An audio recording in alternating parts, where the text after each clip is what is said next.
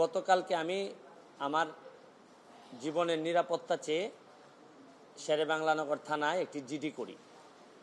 জিডির বিষয়টি হচ্ছে গিয়ে যে গত বৃহস্পতিবার সংসদে থাকাকালীন সময়ে আমার এলাকার যিনি অফিসার ইনচার্জ উনি আমারে ফোন দিয়ে জানালেন যে স্যার আপনি একটু বাড়ি আসলে আপনার সাথে আমার একটু বসতে হবে, গুরুত্বপূর্ণ কথা আছে।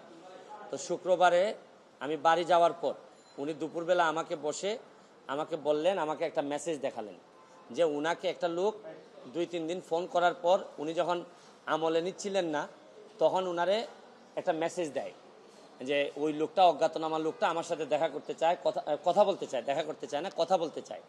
তো ওসি সাহেব আমলে নেননি। পরে যখন মেসেজটা দেখছেন যে মেসেজের মধ্যে আছে, দেখা যাচ্ছে যে একটা কন্ট্রাক্ট কিলার গ্রুপ যারা হায়ার করা হয়েছে তারা নাকি অ্যাক্টিভ, তার বক্তব্য অনুযায়ী। তো ওসি সাহেব আমারে উনার ফোন দিয়ে ওই অজ্ঞাতনামা ব্যক্তির সাথে ফোনে ধরাই দিলেন।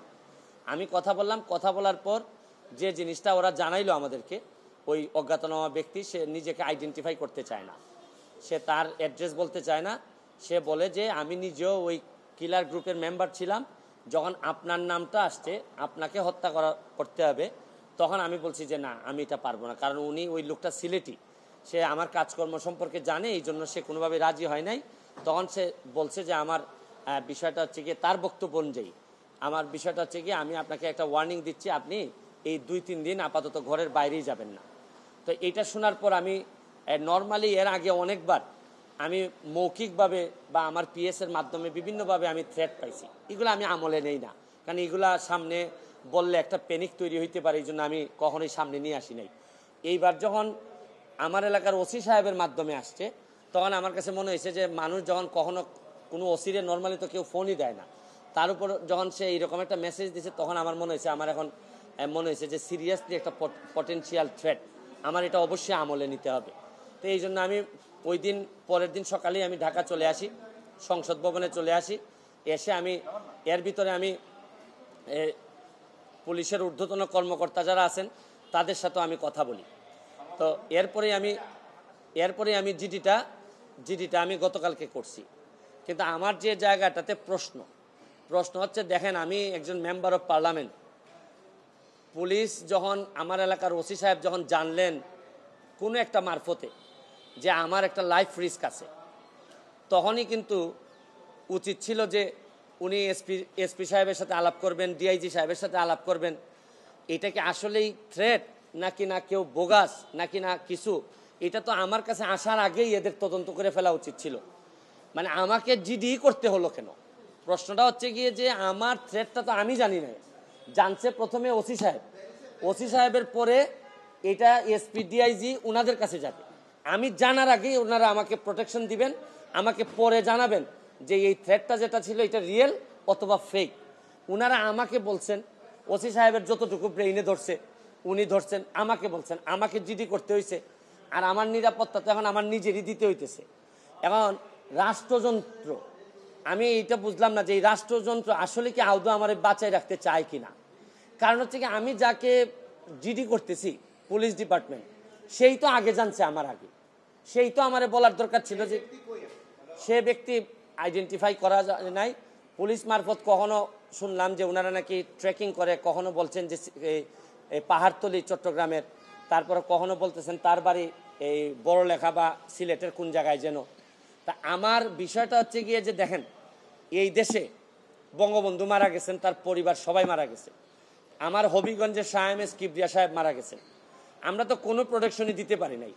আর আমার বিষয়টা এরকম হয়েছে যে এই পুলিশের ভূমিকা দেখে মনে হইতেছে যে পুলিশ মনে হইতেছে যে একটা অপমৃত্যু রেকর্ড করার জন্য বসে আছে, যে আচ্ছা একটা মৃত্যু হয়েছে, নাইলে এই পর্যায়ে যাবে কেন, আমি কি করতেছি না করতেছি সব পুলিশ এবং এনফোর্সমেন্ট এজেন্সির নখদর্পণে থাকবে। কারণ এরা খবর নেয় না বলেই লোকগুলা মরে, আর এরা খবর নেয় না বলেই বেনজিররা এত ধনী হয়, এরা খবর নেয় না বলেই মতিউররা এত টাকার মালিক হয়। কারণ এরা তো থাকে কারে কোন জায়গায় বদলি করবে, কারে কোন জায়গায় জায়গা মতো নিজের লোক সেট করলে অনেক টাকার বাণিজ্য হবে, এইসব অভিযোগ এদের বিরুদ্ধে। যার কারণে আমার কষ্টটা এখানে, আমার এই মরতে কষ্ট নাই, আমার দুইটা কষ্ট, একটা হচ্ছে মরে গেলে আমার এলাকার মানুষের কি হবে, এইটা আমাকে আমাকে কষ্ট দেয়, আরেকটা হচ্ছে গিয়ে যে এই দেশটা এমনভাবে মরার জন্য ক্ষেত্র তৈরি করা হয়েছে যে আপনি দেখেন আজকে আমার সকালবেলা আমার মেয়ে আমাকে বলে কি জানেন কোন দেশে আছি, আমার মেয়ে আমারে বলে তোমাকে নাকি থ্রেট দিছে কে, সে আমেরিকাতে থাকে, বাচ্চা মাত্র বয়স 11। আমি বলছি হ্যাঁ আমি তো গুড ওয়ার্ক করি এই জন্য ব্যাড পিপুলরা আমারে হুমকি দিছে। সে আমারে বলে there must be a line between good work and stupidity, মানে আমার মেয়ে মনে করে আমি যে গুড ওয়ার্ক করি, আমি যে অন্যায়ের বিরুদ্ধে প্রতিবাদ করি, এগুলো হচ্ছে গিয়ে স্টুপিডিটি। কারণ আমি আর কি জবাব দিব তারে, কারণ সে তো তার মাথার মধ্যে এগুলাই আছে যে বাংলাদেশে যারা ভালো কাজ করে অন্যায়ের প্রতিবাদ করে এরা স্টুপিড। কিন্তু আমার মেয়ে অল্প বয়সী মেয়ে, আমি তো বুঝাইতে পারি না যে আমার জন্ম এই দেশে, এই দেশের মানুষের কল্যাণে আমি কাজ করতে চাই, কারণ আমার রক্তের মধ্যে এটা আছে, আমি করবো কি এটা, যে ধরনের প্রোটেকশন। আমি তো আর আগের ব্যারিস্টার সুমন না, মেম্বার অফ পার্লামেন্ট হিসাবে আপনি না আগের ব্যারিস্টার সুমনকে ফেলে দিলেন, কিন্তু মেম্বার অফ পার্লামেন্ট হিসাবে আমার সিকিউরিটির আগেই আমি যে জিডি করা লাগলো এটার জন্য দুঃখ প্রকাশ করতেছি। কেন আমি জিডি করব? আর যদি এটা আমার কাছ থেকে ইনফরমেশনটা আসতো যে আমার পিএস বলছে যে আমারে থ্রেট দিছে, বা আমার এক বন্ধু বলছে, বা আমার এক আত্মীয় স্বজন বলছে, তা নয় আমি জিডি করলাম। পুলিশের মাধ্যমে যখন আসে তখন তো সাথে সাথে কাজটা করার দরকার ছিল। এখন বুঝেন অবস্থাটা কোন জায়গায় আছে। তারপর আমি বিশ্বাস করি যে যতদিন আসি মানুষের কল্যাণে কাজ করতে চাই, আপনাদের দোয়ায় কাজ করতে চাই, আর নিজের মানুষের আমার প্রতি যে বিশ্বাস আমি মনে করি এটাই আমার নিরাপত্তা। আর এখন বাকিটা এনফোর্সমেন্ট এজেন্সি আছে, তারা যদি আমি কথা বলছি আইজিপি মহোদয়ের সাথে, উনি অত্যন্ত ভালোভাবে আমাকে আনসার দিয়েছেন, বলছেন যে এটা তো আগেই ওদের এই কি করার কথা। উনি আমার বিশ্বাস যে উনি ওই যারা আছে তাদেরকে প্রশ্ন করছেন যে এটা তো তোমরা জিডি করার আগেই ইনফরমেশন পাওয়ার সাথে সাথে কাজ করার কথা। একমাত্র আইজিপি সাহেব, বর্তমান আইজিপি সাহেব, উনি আমার অ্যাঙ্গেলে উনি কথা বলছেন। আর বাকি যারা আছে সবাই মনে হইতেছে যে সাক্ষী দেওয়ার জন্য বসে আছে, আমি কখন মরবো, মরলে পরে সাক্ষী দিবে।